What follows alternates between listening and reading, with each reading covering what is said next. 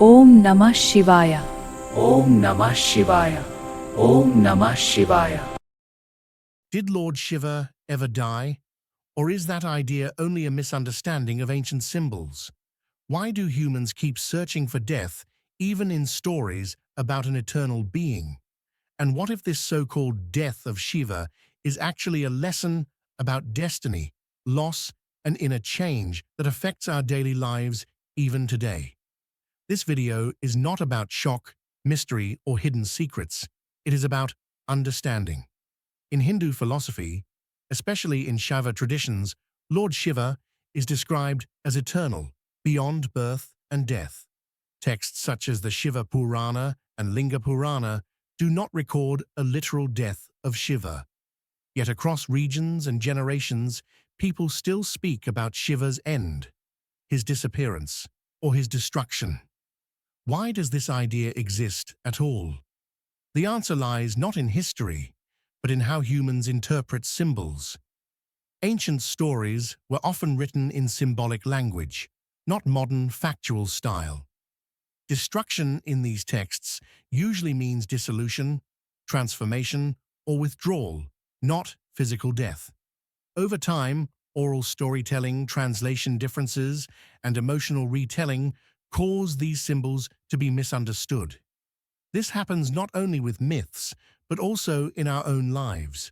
When a job ends, a relationship breaks, or a phase of life closes, we often call it the end, even when it is actually a change. In this video, we will carefully separate what is clearly stated in scriptures from later interpretations and opinions. Where ideas are debated, that uncertainty will be openly acknowledged. The purpose is not to force belief, but to offer clarity. By understanding why the myth of Shiva's death exists, we also learn why humans fear endings and how destiny is often misunderstood as punishment rather than process.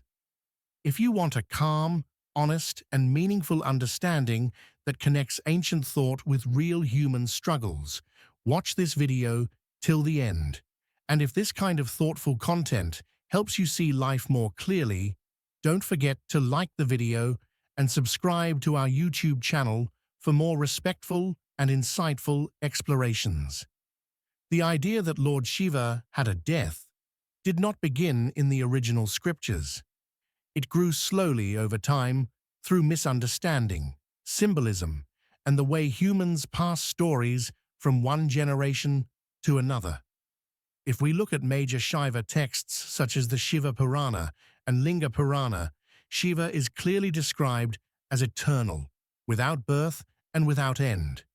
These texts present Shiva as consciousness itself, beyond time, body, and decay. There is no verse that records a physical death of Shiva in the way humans understand death. This is an important fact that can be verified by reading these texts directly or through trusted academic translations and commentaries. So where did the idea come from? Ancient Indian texts often use symbolic language. Events are not always meant to be taken literally. When stories speak about Shiva disappearing, dissolving the universe, or withdrawing into deep meditation, they are describing states of transformation, not death. Over centuries, these symbols were retold through oral tradition. Oral storytelling is powerful, but it also changes with emotion, memory, and cultural context. A symbolic withdrawal can slowly turn into a story of ending, when details are simplified or misunderstood. Another reason is translation. Sanskrit words related to dissolution, rest, or withdrawal do not always have exact matches in modern languages. When translated loosely, meanings can shift. What once meant returning to the source may later sound like ceasing to exist. This is not deception, but a natural limitation of language. Scholars often point out that many myths appear confusing only when we forget the symbolic style in which they were written. There is also a human reason behind this idea. Humans struggle to understand anything that has no end. Because we experience life through birth and death, we often project the same pattern onto divine figures. This is opinion based on psychology, not scripture, but it helps explain why people imagine even eternal beings in mortal terms. When people face loss, fear, or uncertainty, stories about divine endings feel familiar and emotionally closer. The destiny lesson here is quiet but deep. When meaning travels across time without careful understanding, truth can blur. Just as stories change, life events also change meaning depending on how we look at them. What feels like an ending may only be a shift. By learning how the idea of Shiva's death formed, we begin to see how easily fear can shape destiny when symbols are mistaken for facts. To understand why destruction is often confused with death, we need to look carefully at the role Lord Shiva plays in Hindu thought. In many traditions, Shiva is described as part of the Trimurti, alongside Brahma, the creator, and Vishnu, the preserver. This idea appears in several Puranic texts and later philosophical explanations. Shiva's role is not to end life forever, but to dissolve forms so that balance can return. This process is often called pralaya, a word that is commonly misunderstood. Pralaya does not mean permanent destruction. It means dissolution, rest, and reset within a long cosmic cycle. Just as night follows day and seasons change, creation and dissolution are seen as natural movements of the universe.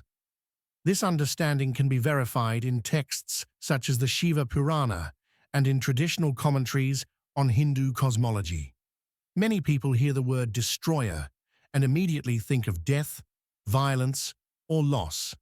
This reaction is human, but it is not what the philosophy actually teaches. In these traditions, destruction is closer to cleaning than killing. When old forms can no longer support balance, they dissolve so that new forms can appear. This idea is not unique to religion. It is also observed in nature. For example, forests renew over time, and old matter becomes part of new growth. This comparison is used carefully by scholars to explain the idea, not to claim that nature itself proves religious belief. The fear comes from how humans emotionally respond to endings. Losing a job, a home, or a relationship feels like destruction, even when life continues. Because of this emotional weight, people often imagine Shiva's role as harsh or final. This is an opinion based on human psychology, but it helps explain why the idea of death becomes attached to Shiva's name. Ancient texts, however, do not describe Shiva as enjoying destruction or causing suffering without reason. Instead, he represents balance, restraint, and the return of things to their source. The destiny lesson here is simple but important. Not every ending is a punishment, and not every loss is a failure. Some endings exist to protect the larger system, even when they hurt in the moment. When people believe destiny is cruel, it is often because they see only the ending, not the cycle. Shiva's role reminds us that change is not the opposite of life. It is part of life itself. Understanding this helps reduce fear and allows us to face change with more clarity and less resistance. One of the strongest reasons people speak about the death of Lord Shiva comes from the famous story of Samudra Manthan, the churning of the ocean. This story appears in several Puranic sources, including the Bhagavata Purana and the Shiva Purana, with small variations depending on the text and tradition. According to these accounts, gods and demons worked together to churn the cosmic ocean in search of nectar. During this process, a deadly poison known as halahala emerged first. The texts clearly state that this poison was so powerful it threatened all life, not only the gods, but the entire creation. This was not a personal challenge, meant for Shiva alone. It was a shared crisis affecting the whole universe. Shiva's response to this moment is often misunderstood. He drank the poison to protect existence, but he did not consume it in the way humans eat or drink. The stories describe that he held the poison in his throat through yogic control, stopping it from spreading through his body. This is why he is called Neelkanth, the blue-throated one. Importantly, the texts do not say that Shiva died, collapsed, or lost consciousness permanently. Instead, they show restraint, balance, and control. In some versions, Parvati is said to support him, which again shows cooperation and care, not death or defeat.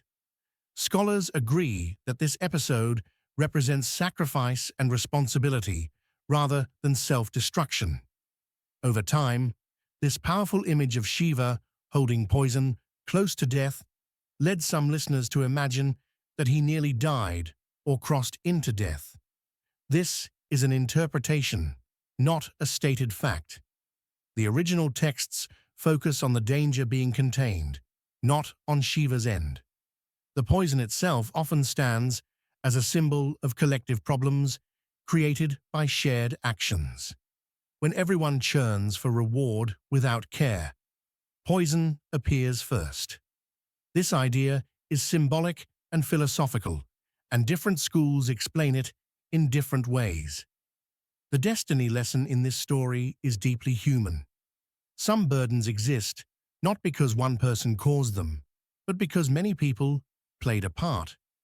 Sometimes responsibility falls on those who are strong enough to hold the pain without spreading it. This does not mean suffering should be glorified, and the texts do not suggest that everyone must endure poison silently. Instead, they remind us that calm control in crisis can prevent greater harm. Understanding this story helps us see that survival and balance are often mistaken for suffering and death when viewed without context. Many stories about Lord Shiva describe him withdrawing from the world and entering deep meditation, often for long periods. These moments are sometimes misunderstood as disappearance, abandonment, or even a form of death. In Shiva texts and related traditions, however, meditation is not an escape from life, but a central expression of Shiva's nature.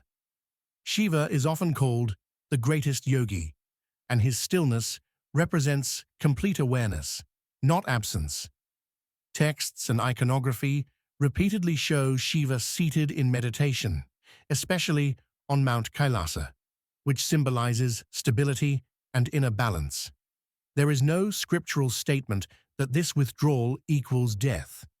Yet over time, silence has been mistaken for ending.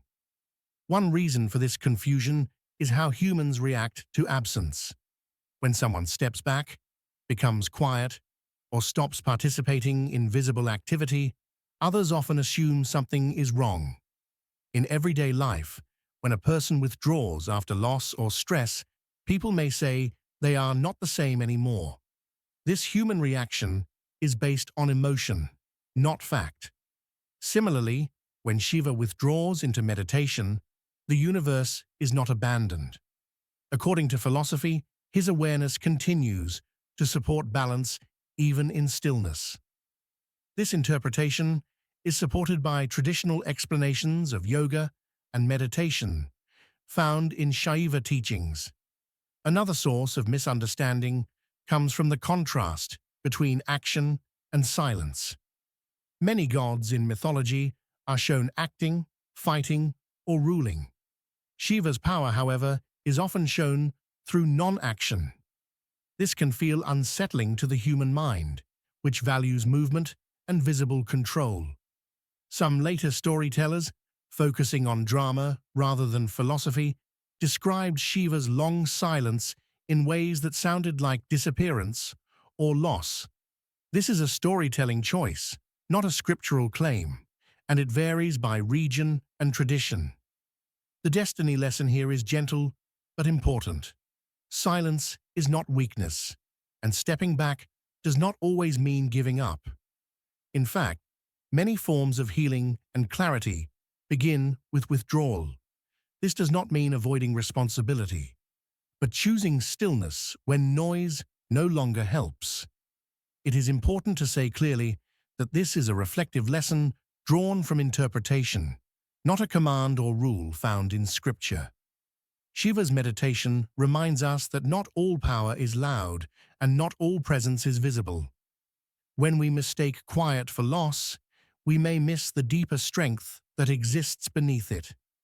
When Shiva philosophy speaks about death, it most often points not to the end of the body, but to the ending of false identity.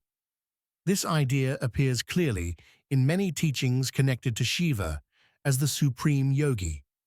Shiva is shown as someone who has already gone beyond ego, pride, and attachment. Because of this, some traditions describe him as having died to the limited self long before any story begins. This is not a historical claim, but a philosophical explanation used to teach inner transformation. Texts and commentaries explain that the greatest barrier to freedom is not the body, but the sense of I that is tied to fear, status, and control. This concept can be verified in Shiva teachings on liberation and yoga philosophy. Ego death sounds frightening because humans often build their entire life around identity. Job titles, family roles, beliefs, and past successes become the center of who we think we are. When these change or fall apart, the pain feels like death. In spiritual language, this pain is sometimes described as inner destruction. Shiva represents the state beyond this struggle. He wears simple clothing, lives without ownership, and remains calm in praise and blame. These images are symbolic lessons, not commands to reject daily life. Different Shiva schools explain this differently, and not all agree on details, which is important to acknowledge. Inner change is often harder than physical change, because it requires letting go of control. When people hear that Shiva destroys the ego, they may imagine something violent or forced. In reality, the teachings suggest awareness, patience, and gradual understanding. Ego does not disappear in one moment. It weakens as clarity grows. This process is described as death only because the old self no longer rules the mind. This interpretation is widely accepted in spiritual philosophy, though it is not meant to replace medical or psychological understanding of identity. The destiny lesson here is practical and human. Growth often feels like loss before it feels like freedom. When old beliefs break, confusion appears. This does not mean destiny is cruel. It means change is working quietly. Shiva's example shows that peace does not come from becoming more, but from carrying less. It is important to say clearly that this lesson is a reflection drawn from philosophy, not a rule that everyone must follow. Still, it helps explain why stories speak of Shiva's death, when what they truly describe is the end of illusion and the beginning of clarity. Many misunderstandings about the death of Lord Shiva come from how people think about destiny itself. A common belief is that destiny is fixed and unchangeable, and that humans have little or no role in shaping their own path. This idea does not fully match what Hindu philosophy teaches. In many texts and commentaries, destiny is closely linked with karma, which means action and its results. Karma is not fate written once and for all. It is a process shaped by past actions, present choices, and awareness. This balance between destiny and effort is discussed across different schools of thought, though details may vary. Shiva is often shown as detached, calm, and free from desire, which sometimes leads people to think he represents complete withdrawal from action. This is only partly true. Shiva's detachment does not mean inactivity or neglect. Instead, It shows acting without attachment to outcome. This idea can be found in philosophical explanations related to yoga and liberation. Shiva does not interfere emotionally with every event, but balance is maintained through awareness rather than control. This is an important distinction that is often missed when destiny is described as blind force. Another common myth is that accepting destiny means giving up responsibility. In reality, traditional teachings suggest the opposite. Acceptance means seeing reality clearly, not surrendering effort. Shiva's example shows a calm acceptance of the universe as it is, combined with readiness to act when balance is threatened. The poison episode, the cosmic dance, and the role in dissolution all point to conscious response, not helpless waiting. These are symbolic teachings, and scholars caution against reading them as fixed rules for daily life. In real human experience, people often blame destiny when life becomes painful. Loss, failure, and injustice are easier to accept when they are seen as fate.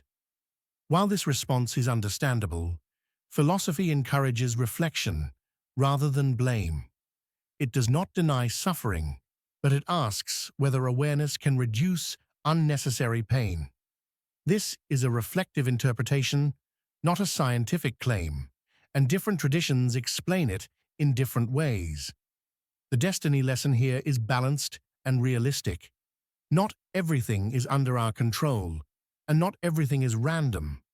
Life moves through causes, conditions, and choices. Shiva's role reminds us that freedom does not come from fighting destiny or surrendering to it blindly, but from understanding our place within it. When destiny is seen as a process instead of a prison, fear slowly loses its grip, and responsibility becomes a source of strength rather than pressure. The idea that Lord Shiva could have a death survives not because it is written clearly in scripture, but because it meets a deep human need. Humans are meaning-making beings. When we face fear, loss, or uncertainty, we search for stories that help us feel less alone. This is why death-related stories appear even around divine figures who are described as eternal. Psychologists and scholars of religion often explain that humans project their own experiences onto gods. This is an interpretation based on psychology, not a scriptural claim, but it helps us understand why such stories continue across cultures and time. In traditional Shiva philosophy, Shiva represents awareness that exists beyond birth and death. Yet many people still imagine him facing an ending, because death is the strongest experience humans know. When people lose loved ones, face illness, or feel the weight of aging, they look for meaning in something larger than themselves. Stories where even gods face loss can feel comforting. They suggest that suffering is not a personal failure, but part of existence. This emotional comfort explains why such stories spread, even when they are not stated as fact in primary texts like the Shiva Purana. Storytelling also changes with social needs. In times of crisis, people often prefer simple narratives over complex philosophy. A clear story of death is easier to grasp than an abstract idea of dissolution or consciousness. Over generations, symbolic teachings are sometimes reshaped into emotional stories that match human fear. This does not mean people are lying. It means stories adapt to listeners. Scholars openly acknowledge that myth and psychology often mix, and that not every popular belief reflects original doctrine. Another reason these ideas remain is that death stories help people process grief. When humans believe that even divine beings face endings, they feel permission to mourn without shame. This is a psychological effect, not a religious instruction. Hindu philosophy itself does not require belief in Shiva's death to find meaning or peace. In fact, many teachers warn against taking symbols too literally because it can lead to confusion and fear. The destiny lesson here is quiet and grounding. Fear does not disappear when we deny it, but when we understand it. By seeing how and why the myth of Shiva's death exists, we learn more about ourselves than about Shiva. The lesson is not that everything ends, but that clarity reduces fear. When myths are understood properly, they no longer control us. Instead, they guide us gently toward acceptance, strength, and a calmer relationship with change. As we reach the end of this exploration, it becomes clear that the idea of Lord Shiva's death is more about symbolism and human interpretation than literal events. In the texts like the Shiva Purana and Linga Purana, Shiva is described as eternal, beyond birth and death, representing consciousness and balance in the universe. Stories that speak of his disappearance, withdrawal, or facing poison are not historical records of death, but symbolic lessons about endurance, transformation, and inner awareness. Over time, oral retellings, translations, and human emotion shaped these symbols into stories that can seem like accounts of an ending. Understanding this helps us see how easily meaning can shift when we lose touch with original context. These myths also tell us a lot about human nature. Humans naturally fear endings, loss, and change. When we project these fears onto eternal figures, we create narratives that are emotionally easier to grasp. Death stories of gods give comfort because they suggest that even the highest beings experience challenges, teaching us that suffering is part of life and not a personal failure. At the same time, philosophical teachings show us that true transformation often involves letting go of ego, attachments, and old patterns, which can feel like an ending, but is actually a beginning. These lessons remind us that change and growth are not threats, but opportunities. The practical takeaway is that we do not need to fear endings or misunderstand change as punishment. The myths, when understood carefully, guide us to see endings as part of a cycle, to face difficulties with calm, and to make conscious choices rather than reacting with fear. By reflecting on these stories and the lessons they contain, we can approach life with more clarity, strength, and patience. They encourage us to understand ourselves better, not to believe blindly, and to accept that some mysteries, like the nature of consciousness and destiny, are meant to inspire reflection rather than cause worry. By learning from these symbols thoughtfully, we can live with less fear, more awareness, and a sense of inner balance.